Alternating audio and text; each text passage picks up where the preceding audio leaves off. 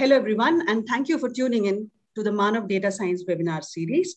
I hope all of you had a great time in the last week, enjoying the Diwali festivities with, say, the Kesar Kheer or elaichi flavored rasmalai, and a subsequent detox with amla, aloe vera, and ginger tea. Now, why are we talking about all of this? It is just to get you thinking that we come across so many plant-based compounds of phytochemicals in our daily life. In fact, it is an integral part of the Indian cuisine and Indian medicinal system. So how about if data science could help us dig deep into this treasure of phytochemicals and help us open new avenues of drug discovery? With this, I welcome you to the 35th episode of Manav Data Science webinar series. Today, we are fortunate to have our guest speaker, Dr. Areejit Samal, who is a faculty member at the Computational Biology Group at Institute of Mathematical Sciences, Chennai. He obtained his bachelor's, master's, and PhD in physics from University of Delhi, and thereafter his postdoctoral training from the Max Planck Institute of Mathematics in the sciences from Leipzig, then in CNRS LPTMS or say France, and International Center for Theoretical Physics, Trieste, Italy. His current research interests are in the area of network science and computational biology and systems biology. He will be talking to us on his latest research work called the Phytochemical Atlas of Indian Medicinal Plants for Harnessing Traditional Knowledge. In his talk today, I'll let you know that what he would be covering. He would be presenting his research group's large-scale efforts to map the phytochemical space of medicinal plants, which has led to the largest development of the largest digital database IMPPAT, that is the Indian Medicinal Plants Phytochemistry and Therapeutics Database. He will further shed light on how, by using diverse techniques like NLP, various cheminformatic tools, they could filter a subset of drug-like phytochemicals, a majority of which have no significant similarity to the existing FDA-approved drugs.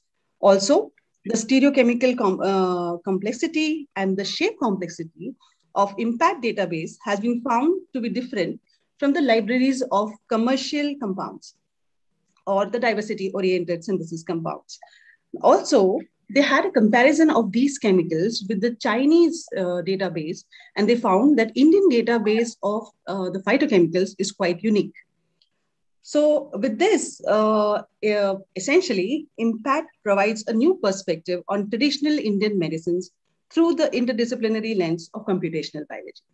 Before I give the mic to Areejit Samal, I would like to thank him profusely. It is raining heavily in Chennai, and he somehow made time for us and the efforts to reach out to all of you. So thank you so much, Dr. Areejit, and the floor is all yours. Thank you. Am I audible, Preeti? Yes, you are. So all the questions can be put in Q&A section. Most of the students know who have been a part of our earlier webinars. So please do put in your questions here. And Dr. Areejit, we can hear you. Please go ahead. Thank you very much. Let me start by thanking Manav team, especially Preeti, Gayatri, and others who have given me the opportunity to present my work here. So I'm Areejit Samal. I'm at the Institute of Mathematical Sciences, Chennai. I would talk about a piece of work that we did almost 3 years back, and it is an effort spanning a couple of years to create a phytochemical atlas for Indian medicinal plants. We continue to work on this since the publication in 2018, and we hope to publish an update with many more features very soon. So for those students who are not aware of our institute, because they may come from the biology background, the Institute of Mathematical Sciences, where I'm located, or popularly known as IMSc or Math Science, has been there since 1962. It is a premier research institute engaged in basic theoretical research in mathematical and physical sciences, which was founded by Radhi Ramakrishnan. Actually, January 3rd will be our 60th year. It has been around for a number of years now. Over the years, there are now 4 research groups or areas with 50 faculty members at the institute. Faculty members typically work in the area of theoretical physics, mathematics, theoretical computer science, and since 2013, there is a new group of computational biology, of which I am part of. I would like to emphasize that we are a research institute, so we don't have master students. So it's always a great pleasure to give a talk where you get to interact with master students. We basically are engaged in training PhD students and postdocs. This is an autonomous institute of Department of Atomic Energy, like many other institutes in the country. And we are a constituent institution of the Homi Bhabha National Institute. That is the university which grants degrees to our PhD students. So IMSc, if you look at it in Chennai, is located in the hub of education and IT. So we are surrounded by IIT Madras, Anna University, CSIR, CLRI, Tysel Park, and many other multinational companies here next to the OMR. So it is a serene campus, very small but serene campus, nice to work in. But if you're wondering what's happening in Chennai floods, so this is pictures which were taken like a couple of hours back actually. So this is me trying to go to get lunch today. And this is how it's flooded. And it's actually the water levels have, as we speak, have increased in the campus. So I hope to get back to home after the talk. So if you want to get engaged with us, especially the computational biology group, our flagship program is our PhD program in CompBio. So this is an interdisciplinary PhD program, which, as I mentioned, was started in 2013. Typically, we take students once a year. The deadline for applications is typically March end. It varies a bit because of COVID uncertainty these days. We take about 5 to 7 PhD students every year. They are given a fellowship from the DAE, which is equal to the DST mandated rates. And the PhD is awarded by our degree awarding institution, HPNI. So we actually can take students from any branch of science and engineering with masters or BTech. So the masters MTech students are enrolled into the PhD program, while the BTech students can get a single degree integrated PhD. So this is a 5-year program, this is a 6-year program. And the way we take students is students should have qualified one of the national exams, let us say CSR, JRF, JJ Wills, and all these exams are allowed. And we shortlist candidates based on the scores in these exams for an interview. And if you're selected in the interview, you can join our program. The first year of our PhD program is dedicated to a coursework, which spans 7 core courses, 2 electives, and perhaps a project with one of the faculty. Actually, in the second year, the students choose their advisor based on mutual, consent. But here, the students chooses their advisor. You are welcome to work with any of the faculty members of computational biology. So if you are interested in this program, there's more information on this page. There are, of course, other opportunities in our group. We have postdoctoral positions. We have post-project assistant positions. We usually have a summer research program. The deadline is typically February end. If those are interested, we provide accommodation, transport, and fellowship as well to students. We also have a visiting program for academics, and we host a lot of international conferences, workshops, and schools during non-COVID times, physically and maybe virtually during the COVID times. So if you are really interested in what I do, broadly, in the last 7 years at the Institute, my work has been divided into 4 directions. One is systems modeling of metabolism, protein secretion system in microbes. This is funded also by the Ramanujan Fellowship, which I used to have till recently. The second area, which has been developed purely by chance, is the area of chemical spaces that we study through computational approaches. And these chemical spaces typically have relevance for drug discovery, systems toxicology, and human exposome. So today's talk will basically deal with one of those chemical spaces, which is relevant more from a drug discovery perspective. But the work that we have done in system toxicology and human exposome related is also of great relevance to the public. Moving on, we also develop tools for network science and data analysis.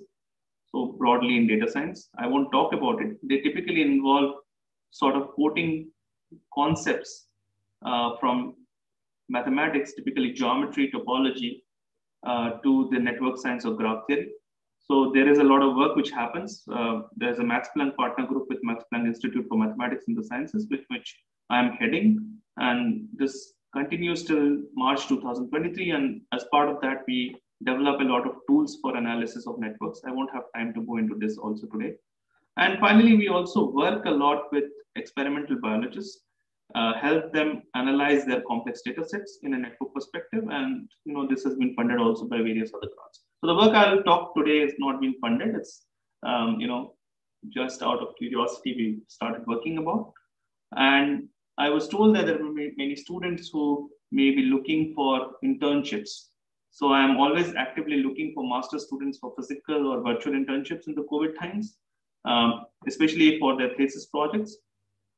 Since we don't have master students in-house, so I'm able to host typically in December, January time, 3 to 4 students every year. In many situations, if they come for 6 months or more, we are able to also provide them fellowship from our lab. So those who are interested, they are welcome to contact me. I would also like to just publicize that these internships over the last 7 years have led to several publications. And many of these interns turned out to be co-authors. These are some examples. These are about 11 papers where at least one co-author was an intern in the lab, was not a PhD student or a postdoc, and they published pretty well. So we typically want interns in our group to do active research and contribute to the science done here. So with that, I'll come to the topic of today's talk. So there is an area that we are developing, which is broadly I describe as compilation, curation, and exploration of chemical spaces from the perspective of, as I mentioned, drug discovery, systems toxicology, and human exposome research. And the chemical spaces that we have studied so far can broadly be divided into 2 groups. One is a class of chemical spaces which are potentially beneficial to humankind. And second is a class of chemical spaces which is potentially harmful to humankind. So I will be talking about today one such chemical space which is beneficial to humankind in detail, which is the phytochemical space of Indian medicinal plants. And one of the things I want to say is that the analysis of the chemical spaces leads to some common types of properties which are preserved in these 2 categories.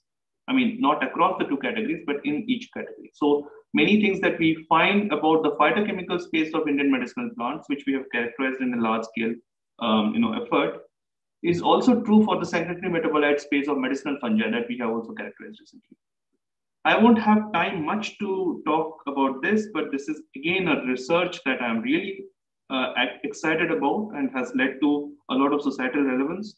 I will briefly mention in the end what we have done here, but this is maybe another time I will talk about it when I have an opportunity. So with that, let me just get to the topic of today's talk. So the phytochemical space and its potential for drug discovery. As we know, plants use phytochemicals as chemical defense mechanisms against their competitors. Plant extracts containing phytochemicals have been used to treat human ailments for centuries. Plants which could have medicinal use were already listed in Greek culture, hundreds of them. If you look at many present-day drugs which have been approved by US FDA, they were actually initially isolated from plants. Prominent examples include the anti-malarial drug artemisinin and the anti-cancer drug paclitaxel. We also know that various systems of traditional medicine, we have our own rich system of traditional medicines, in the Indian and the Chinese, use several of these medicinal plants in their formulations to treat various ailments.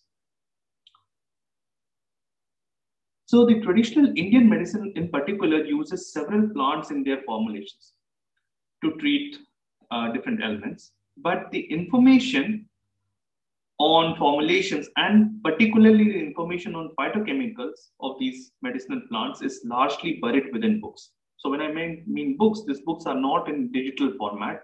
They were printed, but they are not cataloged in an electronic format and not organized in which scientists can use this information in a readily usable fashion.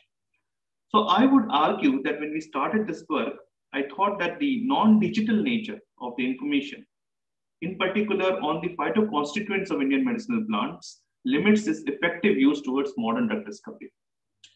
We also noted that in contrast to the information on phytochemicals of Indian herbs, more comprehensive digital databases such as TCM ID and TCM Mesh existed on phytochemicals of Chinese herbs. So one of the goals was to create a digital database of the phytoconstituents of Indian medicinal plants of the scale in which publicly available databases are available for Chinese medicine. And in that context, we essentially, if I was to summarize what we were able to do in terms of the data generation and curation and compilation, we were able to build IMPPAT, which stands for Indian Medicinal Plants, Phytochemistry and Therapeutic Uses, or in short, IMPPAT, which is to date the largest digital database on phytochemicals specific to Indian medicinal plants that are used in various Indian systems of traditional medicine. So IMPPAT is accessible through either this link or imppat.com or imppat.in. What we had published in 2018 captures information on 1742 Indian medicinal plants, more than 9,500 phytochemicals, and more than 1,100 therapeutic uses. And I would argue that this database, and I will show examples, can facilitate computational approaches towards traditional knowledge-based drug discovery. So if you are interested in browsing IMPPAT, you can, of course, freely go to these websites and browse the information in IMPPAT. So let me just take 5 to 10 minutes to quickly walk you through the 2-year process of creating IMPPAT, that is curating data from literature and digitizing it and sort of organizing it such that it is useful for the scientists who wish to work in this area. So the first step in creating IMPPAT was to create a curated list of Indian medicinal plants. It sounds easy, but it's a bit difficult because the names can be synonymous, even scientific names can be synonymous. So you may want to map them to a non-redundant name and have a non-redundant database of Indian medicinal plants. Also have information of which system of traditional Indian medicine they may be used in, for example, Ayurveda or Siddha. So what we created initially was a database of about 5,000 Indian medicinal plants, which is a non-redundant database. And this information was typically gathered from information provided by Ministry of Ayush, the CSIR CMAP, and FRLHTR, which is an organization in Bangalore. So this was some effort, but not as much effort as in the next step what we had to do. So the main idea was to get the phytochemical composition of Indian medicinal plants. And we started looking for such information for our medicinal plants. So the primary sources from where we gathered this information were 3. The majority of the information in our database actually comes from books, and these books are not in digital format. So we had to basically by hand digitize them. When I say we, it's actually a lot of students who worked and did the tedious work of turning the books into sort of digital entries in different spreadsheets, which could be then turned into a database. So we basically gathered information in our first phase from about 50 books, including books which have been recommended by Ayush Ministry and some books which are authoritative ones in the field. We also did some natural language processing of abstracts in PubMed to gather information on phytochemicals of Indian medicinal plants, and the information that we have gathered basically comes from roughly 7,000 abstracts. In the published database. I should also mention that this is not the first effort to create a database of this type. Prior to our work, basically there was one effort by my colleague Ganesh Pavlar, who is at IIIT Delhi. He had created, while he was at Palampur, a database called Phytochemical. That database captured 5 Indian medicinal plants and 963 phytochemicals. I would like to emphasize that we captured 1742 medicinal plants in contrast, and more than 9,500 phytochemicals. There was also another effort. Phytochemical is a digital database, but there was another effort and a publication specifically by Polu et al., where they basically captured the phytochemicals, which is roughly 1829 phytochemicals for 295 Ayurvedic Indian medicinal plants. This was not a digital database, but just a publication. And this information was actually not available as a separate database, but has been contributed to a database called NutriChem, and we were somehow able to extract this information out for our purposes as well. There is an important distinction between our work and previous work, not just the scale of information in our database, but also another distinction which I would like to emphasize. So the annotation, curation, and filtration of the information on phytochemicals is unique in the following fashion. The information on the phytochemical content, which comes from various sources, is also needs to be curated in the following fashion. The use of chemical names is also synonymous, and this is a big problem. And so we took a large-scale effort, and this is a lot of hard work, to remove redundancy and map the chemical names reported in books and various sources to standard chemical identifiers, for example, those from PubChem, Kiwi, and CAS, so that for each chemical, there is a unique structure that we assign to. So what this meant was that we were able to map only 15,000 common names, which we gathered from various sources here, to uniquely to 9596 standard chemical identifiers. There are also other strings or chemical names we gathered from books, which we have not been able to map to chemical identifiers or a structure, and that is not currently part of our database. So in our database, we only list phytochemical information known for a plant if that phytochemical we were able to map to a unique chemical structure. In contrast, for example, in phytochemical, there are 960 plus phytochemicals, but almost half of them don't have a structure mapping and half have. So in our case, all our phytochemicals have a mapping to a unique structure. Also, in the next round, when we will be publishing an update, we have very carefully taken care of stereochemistry, etc. And this will be a highly curated, non-redundant in silico phytochemical library, if I say so. So in short, our final database, which was published in 2018, captures information on the phytoconstituents of 1742 Indian medicinal plants, and those involve 9596 phytochemicals. Since all the 9596 phytochemicals in our database have a structure, 2D structure, and we have gathered the 2D structure and predicted their 3D structures as well, you can do a lot of cheminformatics and computations with it and gather very interesting information on that. So for example, we have computed the physicochemical properties for each of these phytochemicals and made them available through our web interface. We have also computed the drug likeness properties, and we have made them available through the web interface. Further, we have predicted the admit properties. We have also predicted human target proteins of different phytochemicals using the information in Stitch database. And all this information is available on our web portal of IMPPAT.com in a very user-friendly fashion. So you are welcome to browse through it. So as a next step, after gathering the information on the phytochemical content of these Indian medicinal plants, we also wanted to capture the therapeutic uses of Indian medicinal plants, which are in our database. Now, this is a contentious topic potentially, because if you start doing NLP, you may be able to link every plant to maybe every disease. So rather than doing that, we gathered consciously the information on therapeutic uses from standard books which are recommended by Ayush Ministry. So we basically resorted to information in about 10 to 15 books, which are standard and recommended by Ayush Ministry, and we gathered the information on therapeutic uses of different medicinal plants in our database from them. We just didn't stop there. We did a minor innovation because, again, the vocabulary used to report the therapeutic uses can be synonymous. We made the effort of standardizing it and mapping the therapeutic uses to disease ontology terms, mesh terms, OMIM terms, which are used in Western literature. So the use of these terms allows an easy interface of our resource on phytochemicals of Indian medicinal plants with resources in modern medicine. Finally, we also wanted to link the medicinal plants captured in our resource to traditional medicinal formulations. Here I would like to say that the CSIR over more than a decade has been taken a large-scale effort to digitize a lot of the formulation information. So TKDL, the Traditional Knowledge Digital Library by CSIR, actually claims to have digitized more than 2.5 lakh formulations.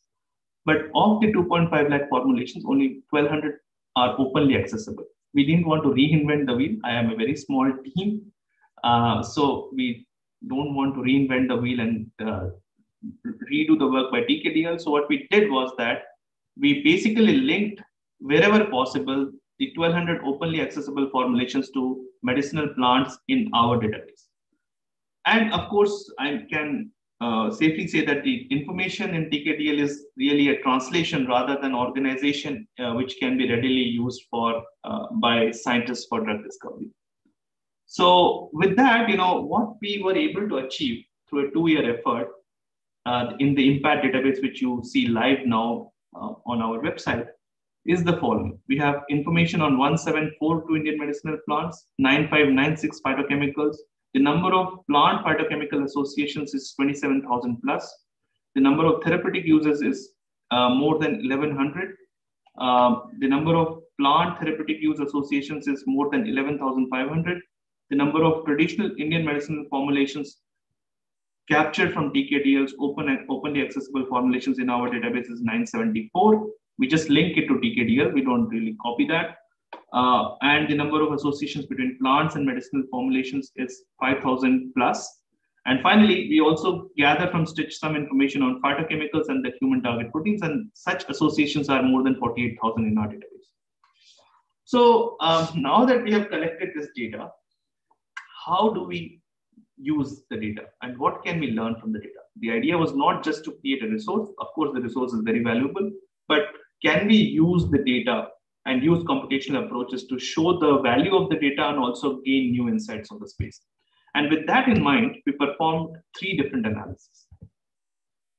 So the first analysis that we performed was to understand the drug-like space within the phytochemical space of Indian medicinal plants. So here I want to mention that I am not an expert in cheminformatics, but one of my students who was one of the first authors of this paper had done a master's in cheminformatics, and he was familiar with various measures which are used in cheminformatics to filter out potentially drug-like small molecules. So many of you may be aware of Lipinski's rule of 5, but there are many other measures which are also available.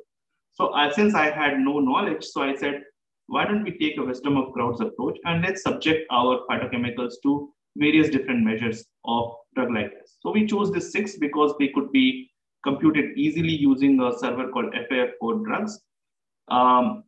So when we analyze the 9596 phytochemicals in our database for the drug likeness, we find that 960 are such of the 9596 that they pass all these 6 drug likeness properties that we evaluate. So note that some of the drug likeness scores have been developed by pharma like Pfizer and GSK. So what is interesting is this set of 960 phytochemicals which pass all the 6 different drug likeness properties. So that's about 10% of the space, not bad. Okay, the 10% of the phytochemical space seems to be potentially drug-like. Further, when we evaluate it more carefully, we find that 32 of the 960 phytochemicals which are drug-like in IMPPAT are already FDA-approved drugs. So there are already FDA-approved drugs which are plant-based, of course. By the way, I should let you know that if you look even currently, of the roughly 2,800 plus small molecule FDA-approved drugs to date, roughly 40% are either plant-based or were discovered based on leads from plant-based. And natural products in general have immensely contributed towards drug discovery. So when we further analyze this set of 960 drug-like phytochemicals, what we find is that 40% of the 960 phytochemicals, which is 369, have significant structural similarity to any of the FDA-approved drugs. So they have similarity to existing FDA-approved drugs. And as you know, in drug discovery, people may be looking at new type of scaffolds. So 60% of the space is not similar to any of the existing FDA-approved drugs. That suggests that there is immense scope potentially in this space for future drug discovery. Moving on, if you want to visualize this drug-like space as a network, and let me just try to guide you through this network visualization. Here, every node is one of our 960 phytochemicals.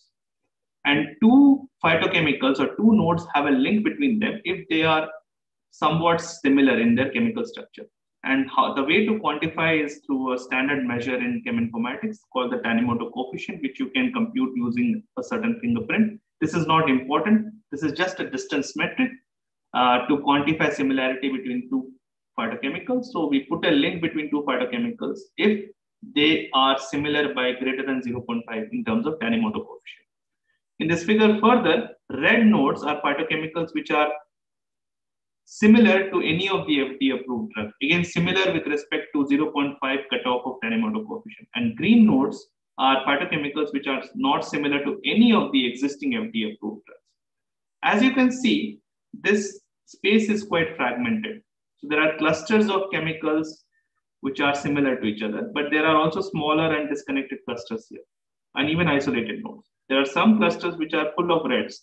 So that is, these are phytochemicals which are very similar to existing approved drugs, while there are also certain clusters which are completely green. That is, they have no similarity to any FDA approved drugs. So this is the unpublished data, and we are working on it, and we want to shed more light on what we can learn by taking this network view to this chemical space.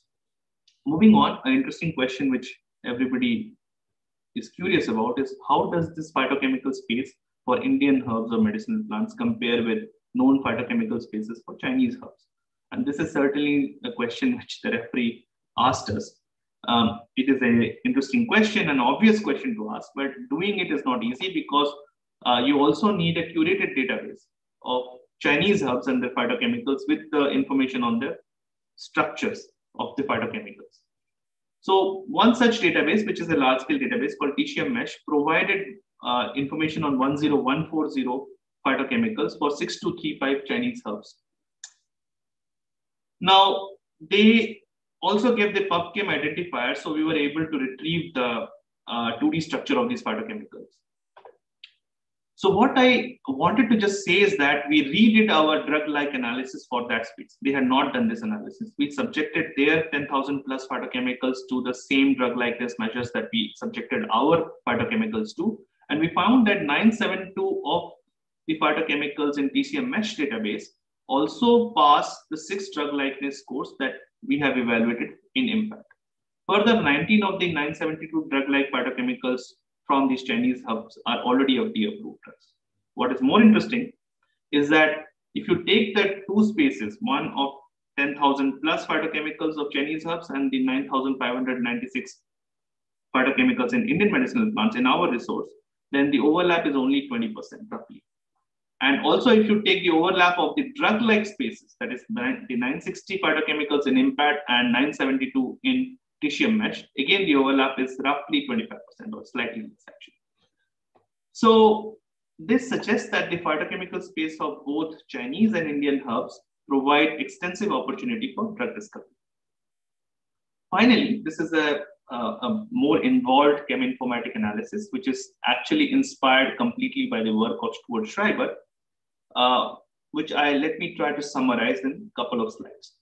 So what Stuart Schreiber and his group in broad have been able to do is to characterize 3 different chemical spaces. So they have one chemical space of roughly 6,000 plus molecules, which are commercial compounds. So these are commercially used compounds.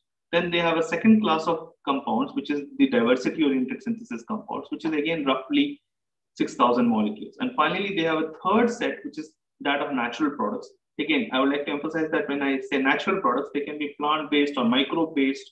Okay, so this is not particularly plant-based. And I can tell you that this set of 2477 molecules which they took in their analysis has only 153 in common to our IMPPAT database, which has 9,596 phytochemicals.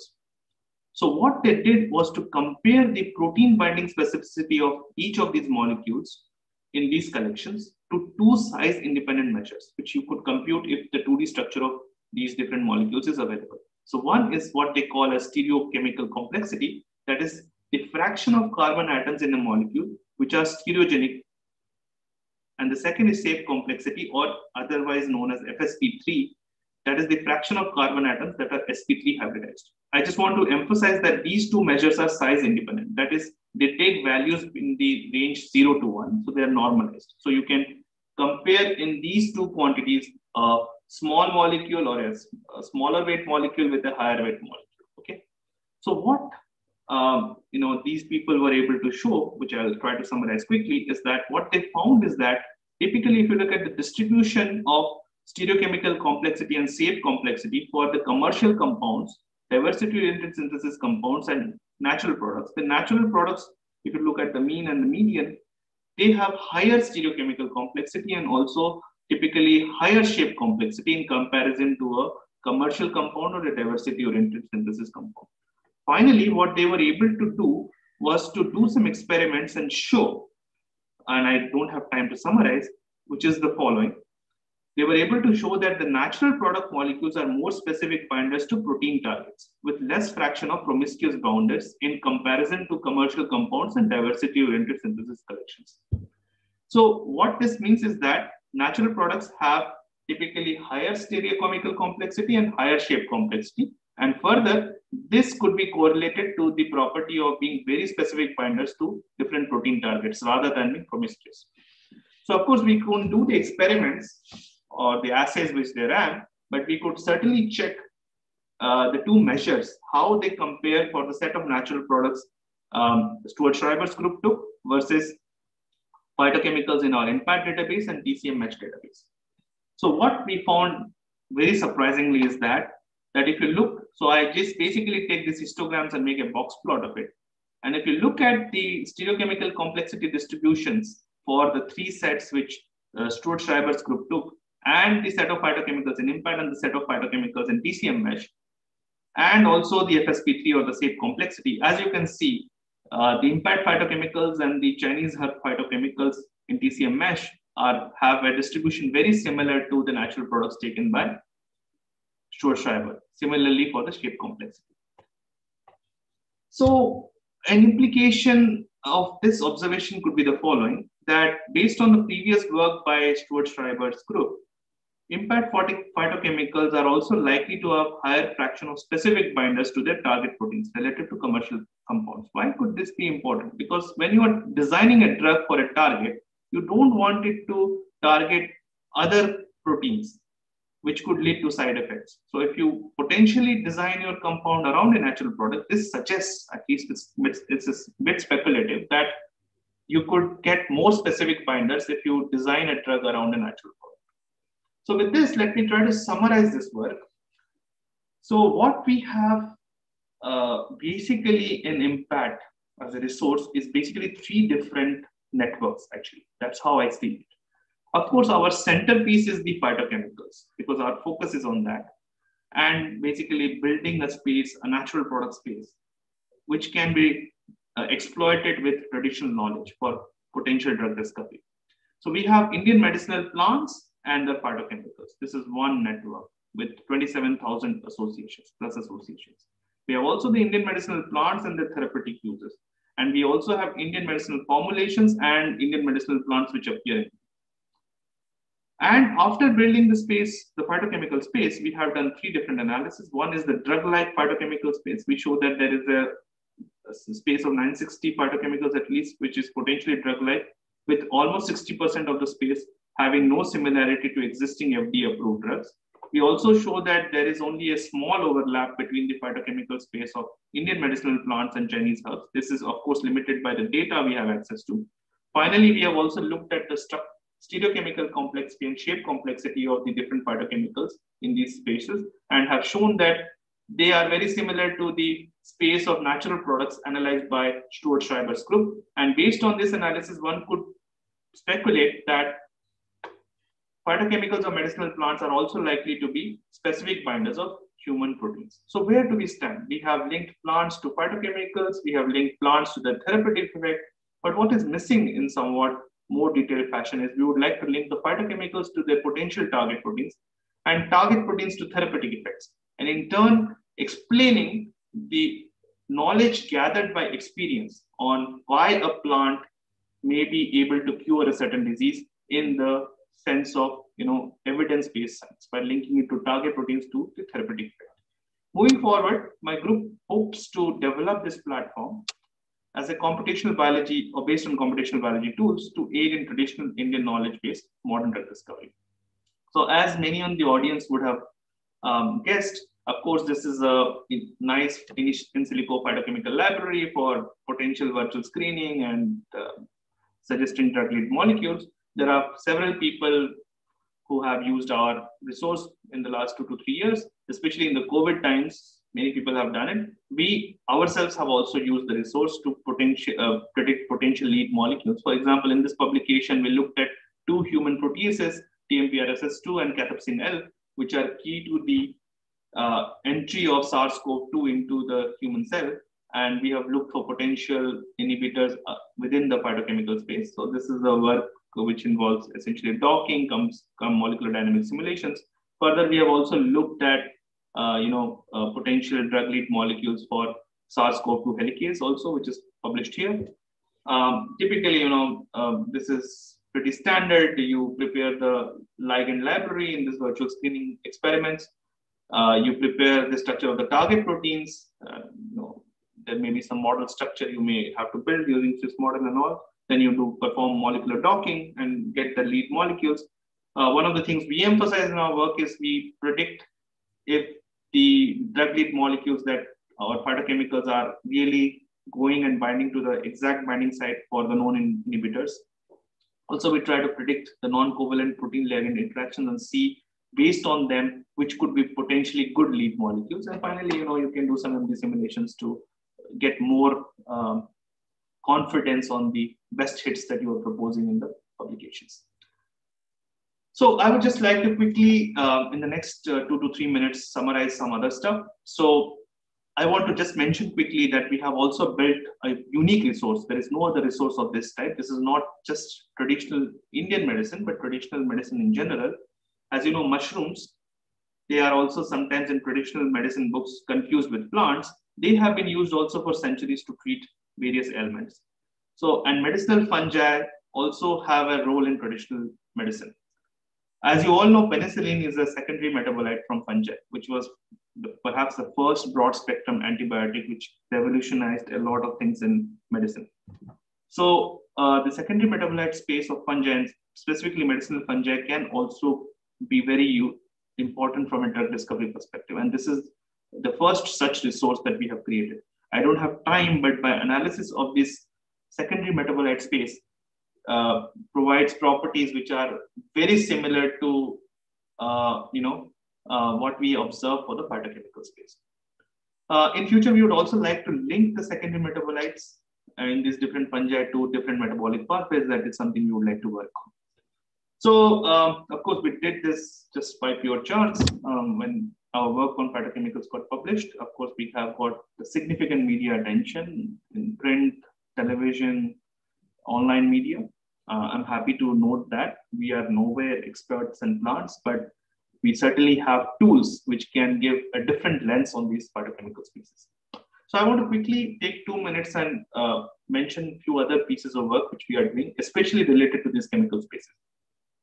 So there is a growing realization after the Human Genome Project that non-genetic factors play a key role in many human diseases. And when I talk of non-genetic factors, a key role is there of environmental factors.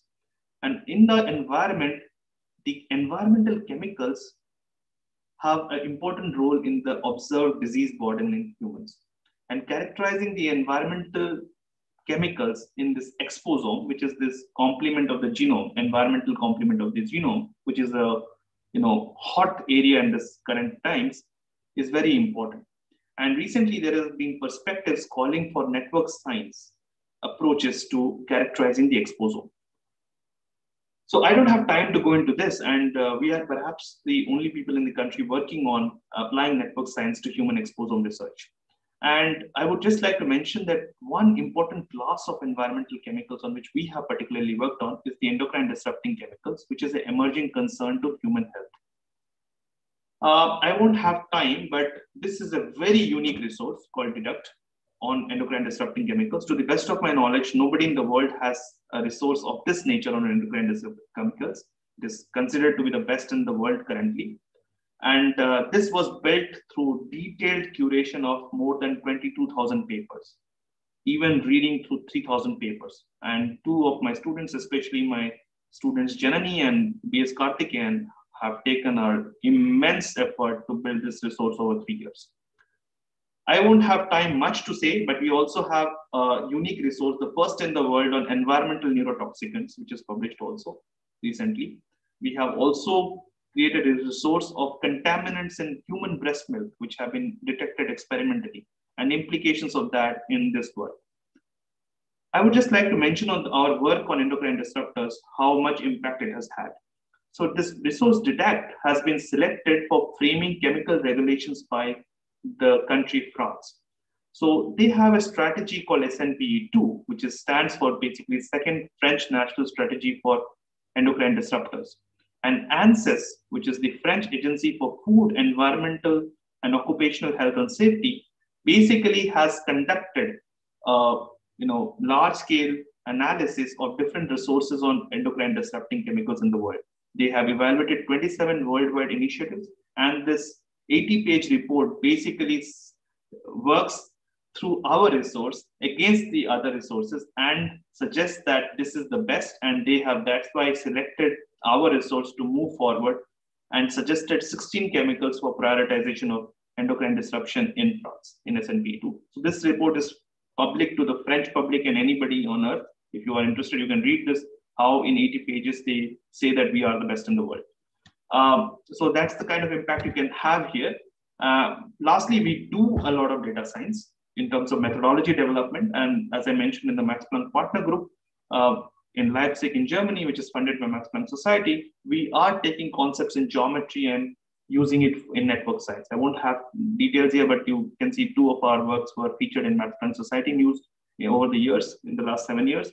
And also we work on taking concepts in topology and mathematics to networks. So I'm able to work with various interdisciplinary people. So with that, I will like to stop by thanking various people, specifically the students who have worked. Many of them have moved on. So IMPPAT basically had people, Karthikeyan, Mohanraj and B.S. Karthikeyan and Vivekanand, who were the lead authors, and some other students who contributed in the secondary metabolites work in fungi. Ajay Kumar Sahu, my current PhD student, has also contributed, and he is one of the lead authors, and Kavya. And Aparna was a master student who was also author on IMPPAT and many other works in the Exposome research. I have a range of collaborators across the world. I can't thank them enough, especially my mentors. We have been blessed with a lot of funding, not for the research which I presented, neither the Exposome nor phytochemicals, but for other things. But I thank all the granting agencies for showing faith in me. And with that, I would like to thank you for showing up today and for your attention. And I will be happy if there is any time to take up any questions from students. Thank you very much.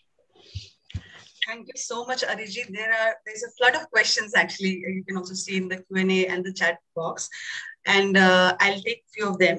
Some are from our students, from our own team members, and from me, of course.